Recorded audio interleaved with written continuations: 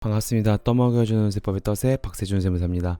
오늘은 종합소득세 끝장내기 네 번째 시간으로 주요 배당 소득에 대해서 공부하도록 하겠습니다. 오늘은 이렇게 일반 배당부터 집합투자기구로부터 이익까지 오늘 같이 공부를 할 겁니다. 기타 배당은 굳이 제가 오늘 설명을 드릴 필요가 없을 것 같아서 기타 배당은 빼고요. 자, 일반 배당 이제 공부를 할 건데 저희가 그로써 공부하기 위해서 저희가 공부했던 게 있죠. 그걸 복습을 하고 넘어가야 돼요. 그 배당 소득은 뭐죠? 회사가 번 걸 주주나 출자자한테 이제 배당을 하는 것이죠. 그런데 이 배당 소득을 알려면 저희가 재무제표를 볼 줄 알아야 된다고 했어요. 그죠? 그래서 손익계산서, 재무상태표, 이익잉여금 처분계산서를 봐야 된다고 했는데 이 손익계산서는 뭐죠? 그 회사가 벌어들인 이익을 보여주는 거죠. 수익에서 비용을 뺀 거를 당기 순이익이라고 합니다. 그쵸? 그런데 이 손익계산서는 그 해마다 보여주는 게 다예요. 그죠? 그 해마다 다릅니다.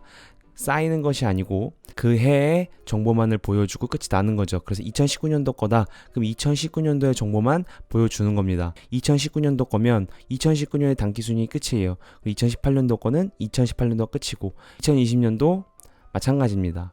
그런데 저희가 지금 봐야 되는 재무상태표는 뭐죠? 자산은 부채 더하기 자본이다 라는 공식을 보여주는 재무제표인데 이 재무상태표는 지금 봤던 손익계산서와 뭐가 다르죠? 그쵸, 쌓여있는 겁니다. 2019년도 거면 2017, 2018, 2019년도 게 다 쌓여있는 거예요. 초기부터 쌓여있는 겁니다. 2018년도 거는 2017년 전까지 쌓여있는 것이고 2019년도는 그 해 뿐만이 아니고 그 전까지 다 쌓여 있는 것이죠. 그래서 이 이익잉여금 자본에 보이시죠? 이거는 뭐예요? 당기순이익이 쌓인 게 이익잉여금입니다. 말 그대로 이익이 잉여된 것이죠. 이게 재무상태표에서 보이는 이익잉여금이고요. 그리고 이 이익잉여금을 처분하는 거를 기록해 놓은 게 이익잉여금 처분계산서라고 했어요. 그쵸? 미처분 이익잉여금 아직 처분되지 않은 건데 그게 처분을 하죠. 대표적인 게 배당입니다. 그리고 이제 다음으로 넘어가는 것이 차기 2월 미처분 이익잉여금이죠.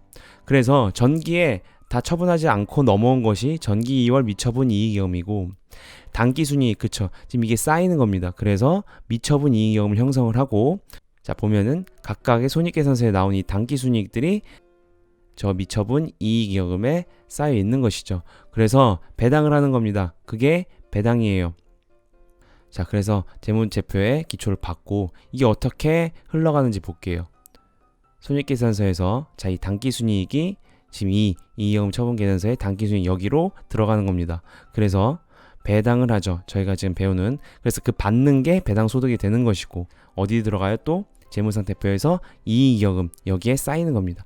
그래서 이 배당을 알기 위해서는 이 기초적인 이 재무제표를 볼 줄 알아야 돼요. 자, 이게 중요합니다. 자, 그래서 일반 배당은 자, 이익잉여금을 현금으로 주는 것을 일반 배당이라고 합니다. 일반 배당 끝이에요. 자, 근데 의제 배당이 있습니다.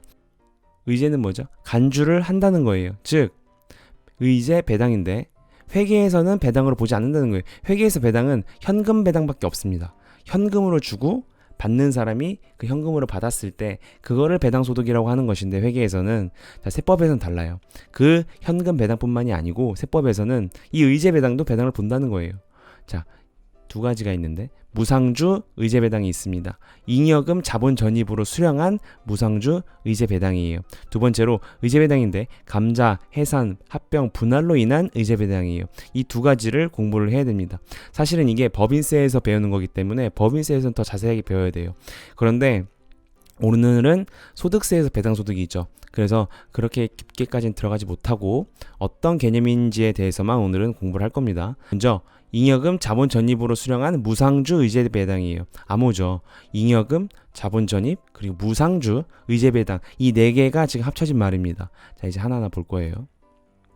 자, 이 종류에는 무상증자랑 주식 배당이 있어요. 이거 회계 용어죠. 회계를 공부하신 분들은 아실 텐데 자, 이제 보겠습니다. 재무상태표를 볼 줄 알아야 돼요. 재무상태표는 자산은 부채 더하기 자본인데 이렇게 티기정으로 오늘은 보도록 할게요. 자본에는 자본금이랑 자본잉여금이랑 이익잉여금이 있어요. 그런데 지금 공부해야 될 이 잉여금 자본 전입으로 수령한 무상증 의제 배당은 세법상 이익잉여금을 자본금으로 전입하는 걸 말하는 거예요. 세법상 이익잉여금은 각각의 이제 단기순이익 봤잖아요. 그쵸? 손익계산서상에 나타나는 단기순이익들이 쌓여있는 게 이익잉여금이라고 지금 봤죠, 앞에서.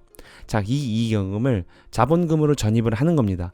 그래서 받는 공짜의 주식이에요, 공짜에. 그러면 자본금이 늘어나면 주식회사는 주주들한테 주식을 나눠줘야 돼요, 무조건. 자본금이 늘어나기 때문에.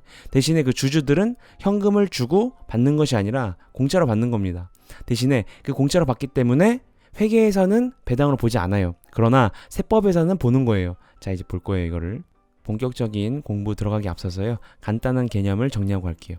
자본잉여금은 예를 들어서 주식 발행 초과금이 있어요. 주식 발행 초과금은 뭐죠? 그 액면가보다 주식을 더 높게 발행을 했을 때 차이를 주식 발행 초과금이라고 합니다. 이거는 회사가 벌어들인 게 아니죠. 영업활동을 해서 단기순이익이 쌓인 게 아니죠. 이거는 말 그대로 주주와의 거래를 통해서 나온 잉여금이에요. 그걸 바로 자본잉여금이라고 합니다. 이거는 벌어들인 게 아니죠. 그 예가 대표적인 게 주식 발행 초과금이에요. 그죠? 그리고 이익잉여금은 아까 봤죠. 미처분 이익잉여금입니다. 즉 회사가 영업활동을 통해서 번 거예요. 그게 지금 쌓여 있는 겁니다. 그게 이익잉여금이에요. 그죠? 자, 그래서 회계에서 자본잉여금을 자본금으로 전입한 거를 무상증자라고 해요. 이거 회계 용어입니다. 자, 근데 자본엔 변동이 없습니다. 자본잉여금은 줄어들어요. 근데 그만큼 자본금이 증가하죠. 자본금은 늘어났지만 자본잉여금은 줄어들었죠. 그래서 자본총액은 변함이 없습니다. 그쵸? 그 대신에 자본금이 늘어났기 때문에 회사는 주주에게 발행을 해야 돼요, 주식을. 이게 바로 무상증자입니다. 무상증자인데 무엇을 재원으로 지금 자본금을 늘렸죠? 그쵸? 자본잉여금. 즉 자본잉여금 뭐예요? 주주와의 거래로 생긴 잉여금. 그거를 지금 자본금에 전입을 했죠. 자본금이 늘어났기 때문에 주주한테 주식은 줘야 됩니다. 그게 무상증자예요. 그쵸? 회계에서는.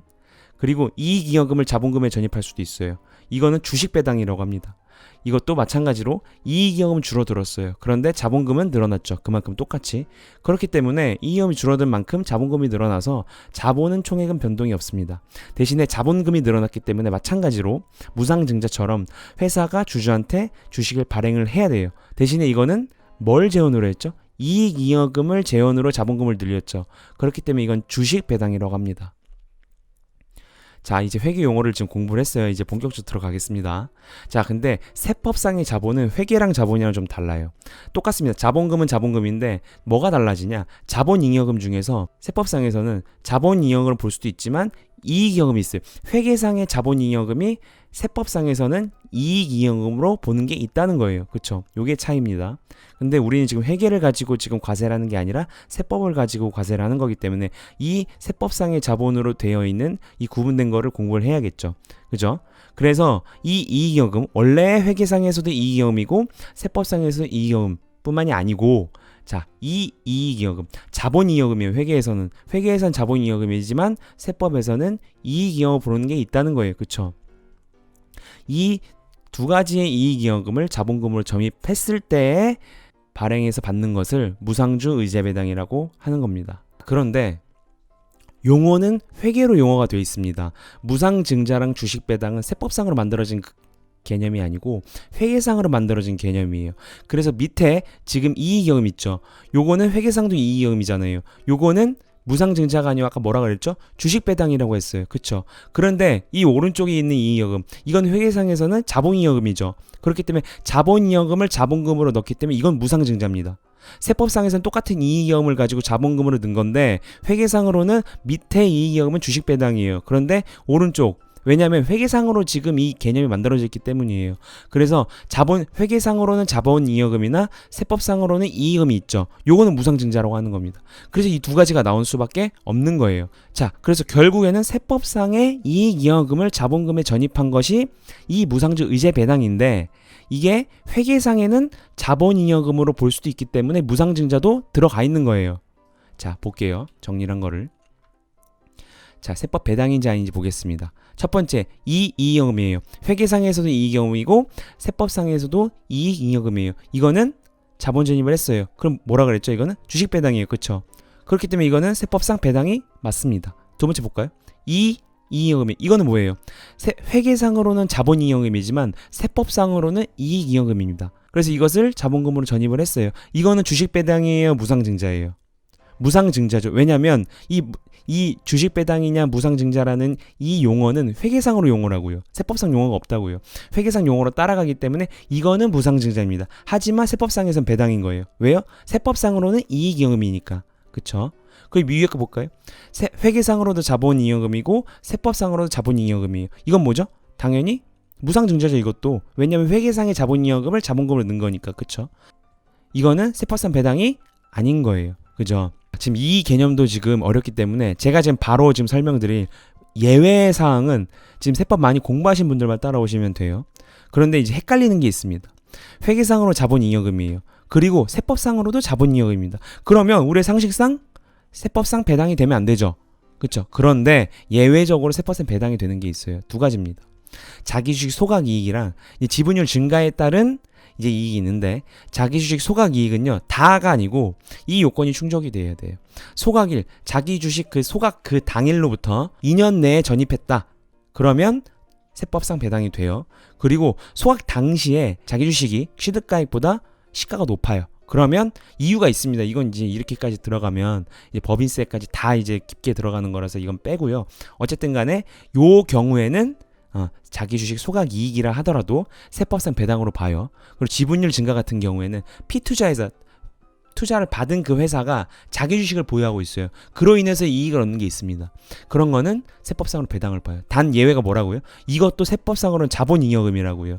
자본이익을 전입을 하지만 예외적으로 세법상 배당으로 본다. 요건 지금 그냥 제끼세요. 세법 공부하신 분들만, 많이 공부하신 분들만 이해하시기 바랍니다. 어쨌든 요 세법상 자본이익금 중에서 이익이익금을 자본금으로 넣은 것이 저 무상주 의제 배당이다. 대신에 용어는 주식 배당일 수도 있고 무상증자일 수도 있다. 이렇게 정리하시면 되고, 자 그러면 회계상 자본이익금인데 세법상은 이익금이다. 요건 뭐가 있을까요?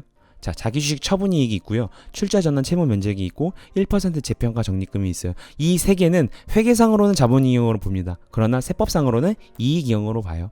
요 세 가지만 외우시면 됩니다. 그래서 어려운 무상주 의제 배당, 이익금 자본 전입으로 수령한 무상주 의제 배당에 대해서 공부를 했고, 두 번째 감자 해산 합병 분할로 인한 의제 배당. 요건 쉽습니다. 자, 이제 회사가 주주한테 이제 주식을 받는 거예요. 어떤 이유로? 감자 해산 합병 분할로. 그래놓고서 그 감자 해산 합병 분할의 대가로 그 주식의 취득가액보다 더 주는 겁니다. 그럼 그 차액을 자 이제 의제 배당으로 보는 거예요. 예를 들어서 볼게요. 예를 들어서 주주가 주식을 5천원에 샀습니다. 한 주를. 그런데 이제 해산을 했어요. 해산을 하면 자녀 재산을 정리를 해야 돼요. 그래서 자녀 재산을 정리를 할 때 주주한테 그 이 주식에 대해서 5천원을 주는 것이 아니고 10,000원을 주는 겁니다. 왜 10,000원을 줬을까요? 그쵸? 그 5천원만큼 번 거예요. 이제까지 토탈. 몇 년을 걸쳤건 어쨌든 처음부터 지금 해산할 때까지 5천원을 번 겁니다. 그래서 그거를 해산의 대가로 10,000원을 준 거예요. 그럼 그 차익 있죠?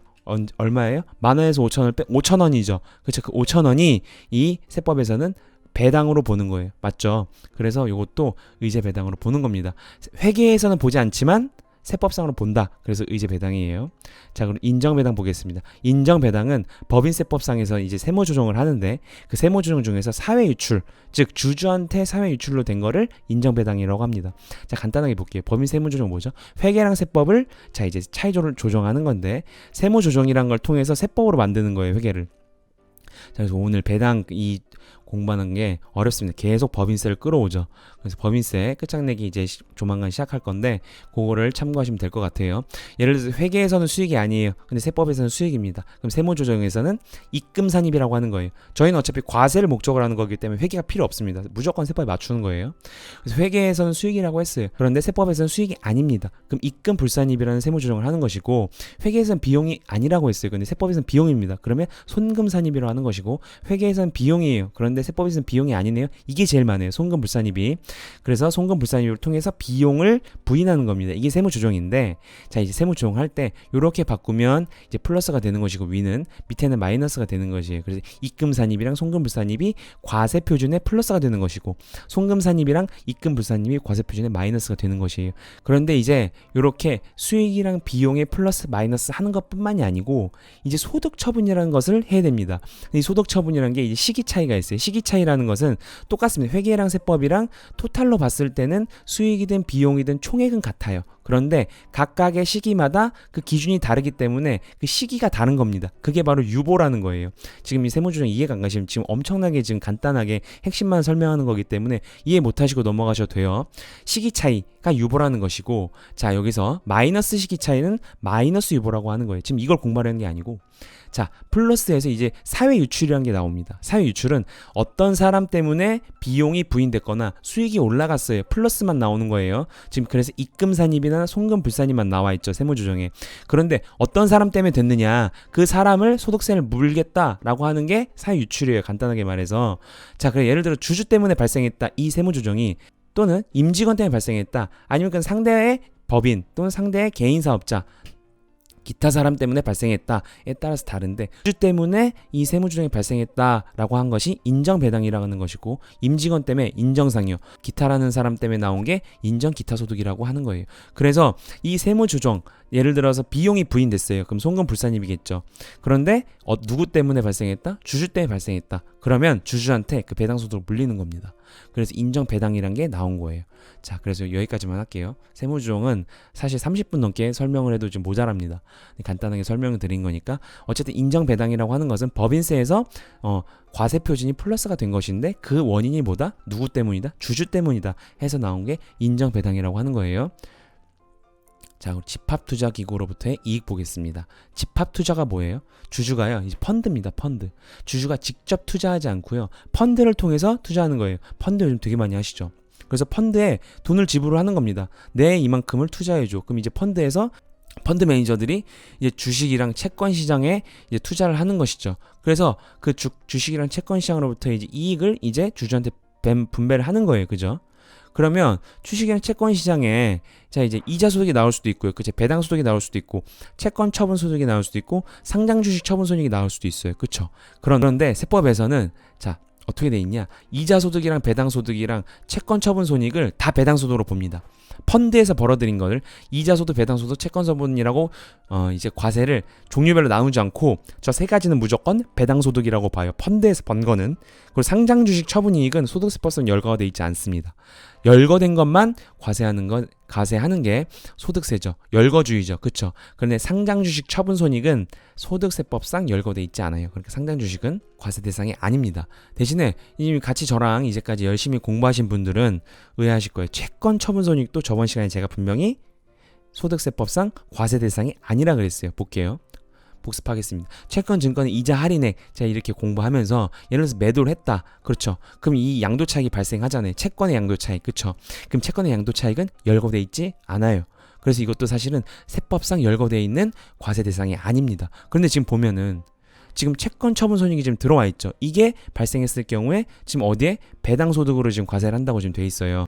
이건요, 이유가 뭐냐면 채권이 보통 채권 처분 손실이 더 많이 발생이 됩니다. 그래서 개인들한테 유리하게 하기 위해서 손실이 발생하면 배당 소득이 줄어들겠죠. 그렇죠. 그 마이너스를 인정해 주기 위해서 채권 처분 손익을 지금 넣은 거예요. 그러니까 직접 투자했을 때는 채권 처분 손익이 과세 대상이 아닙니다. 자, 채권 처분 손실 인정해주기 위해서 지금 여기 들어와 있다. 그래서 펀드를 통해서 이자 소득이나 배당 소득이나 채권 처분 손익이 있다. 이거는 펀드를 통해서 받으면 무조건 배당 소득이다라는 거를 기억하시면 돼요.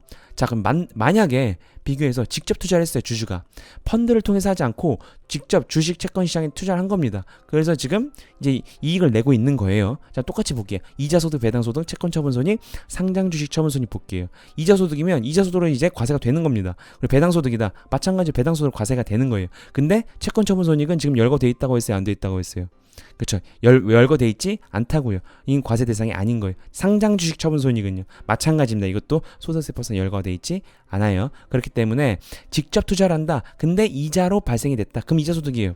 당연한 거죠. 배당이다. 그럼 배당 소득이에요. 이건 직접 투자할 경우인 것이고, 자, 지금 저희가 비교해야 될 게, 자, 집합 투자 기구로부터의 이익, 즉 펀드를 통해서 했다. 그럼 뭐라고요? 그렇죠. 이자든 배당이든 채권 처분 손익이든 모두 다 배당 소득으로 과세를 한다는 겁니다. 그래서 집합투자 기구로부터 이익이랑 직접 투자 이익 요거 비교를 하셔야 돼요. 자, 집합투자기구로부터 이익까지 잡았습니다. 기타 배당은 너무 지엽적인 것들이라 오늘은 설명을 드리지 않도록 할게요. 자, 그래서 오늘은 배당소득의 종류까지 알아봤습니다. 그래서 금융소득은 마무리할 거예요. 금융소득이 제가 제일 소득세법에서 제일 어렵다 그랬죠. 그래서 1강부터 지금 금융소득이 지금 4개가 나왔는데 4개도 지금 쉽지 않죠. 그로서부터. 그렇기 때문에 잘 정리를 하시고요. 다음 시간에는 이제 사업소득에 대해서 들어가도록 하겠습니다. 지금까지 떠먹이 전세법의 떠세 박세준 세무사였습니다. 감사합니다.